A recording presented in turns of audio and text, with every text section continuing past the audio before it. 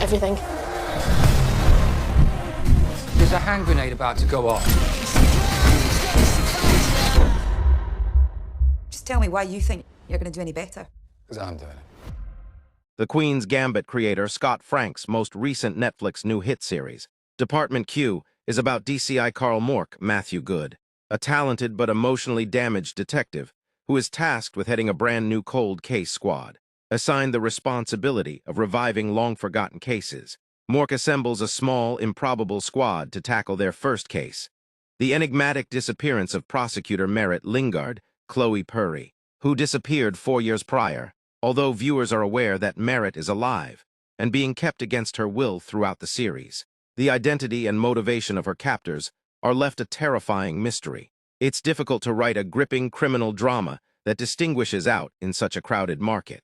There are a lot of options available, and competition is intense because streaming is now more widely available than ever. Dept.Q is in a somewhat enviable position.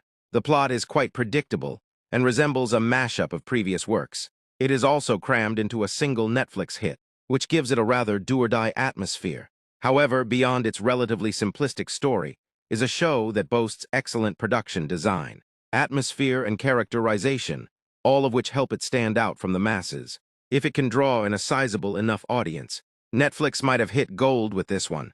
It was created by Scott Frank, the creative force behind The Queen's Gambit, and has a solid basis thanks to the book series as source material. Detective Chief Inspector Carl Mork, a talented but emotionally damaged officer recuperating from a horrific ambush that left his partner crippled and another officer dead, is the protagonist of Dept.Q's novel, which takes place in the gloomy, depressing city of Edinburgh after being assigned to a recently established cold case squad in the police department's basement. Mork gathers a group of oddballs to tackle a long-standing case concerning prosecutor Merritt Lingard's abduction, which occurred 4 years ago when she went missing from a boat. The team's limits are put to the test as they dig further and discover a terrifying plot and psychological damage, though it's important to note that there isn't any real conclusion to the shooting. The episodes weave together the investigation into Merritt's abduction and Carl's shooting at Leith Park. The writer's goal to leave this thread open-ended for a possible second season is evident, but considering how this one ends and is handled, it's not too much of a drawback. One may argue that it serves as a means of examining Carl's trauma and enabling him to develop as a person, even though it is a very secondary narrative. The narrative alternates between the past and present on a regular basis, and we find out Merritt's fate early on. The narrative then changes its attention from elaborating on the mystery of her survival to concentrating on how and why this happened. Although it's an intriguing framing technique, it's difficult to avoid feeling that the series ends far too soon. As early as episode 3, anyone who has watched a lot of crime thrillers is probably going to be able to figure out what's going on. Naturally, I won't go into great detail because the program does have some beautiful turns, but I can't help but think that tighter framing, as opposed to broad angles and establishing shots, could have been a better choice. Despite the fact that the plot isn't Dept.Q's greatest point, the show excels at character development.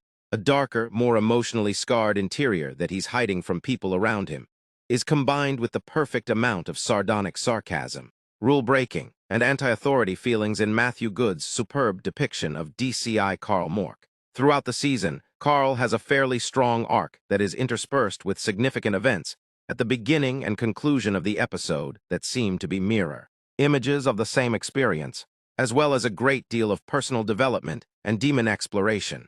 The possibility of a romance between Carl and his therapist, Rachel, is also hinted at in the series, though it's not really handled well. The decision to only sporadically explore this aspect is arguably the more perplexing given how strongly they banter with one another. Nonetheless, Alexej Manvilov's rendition of the Syrian figure Akram is among the more intriguing actors in this scene. Throughout the 9 episodes, he bounces off Carl quite nicely and is undoubtedly the ensemble's dark horse.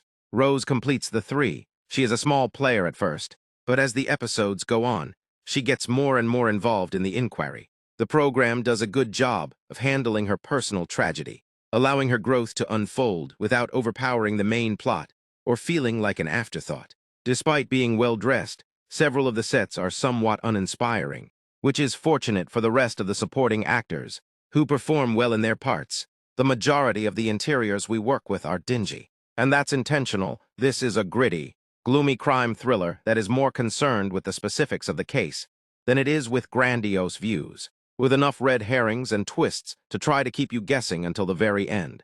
Dept.Q establishes itself as a cozy and comparatively simple thriller in that regard. Once more, your experience with this one will likely differ, but it's not a show you should watch all at once.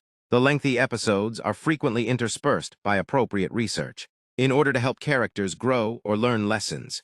The investigation can, and does, go in unexpected directions or take unexpected turns.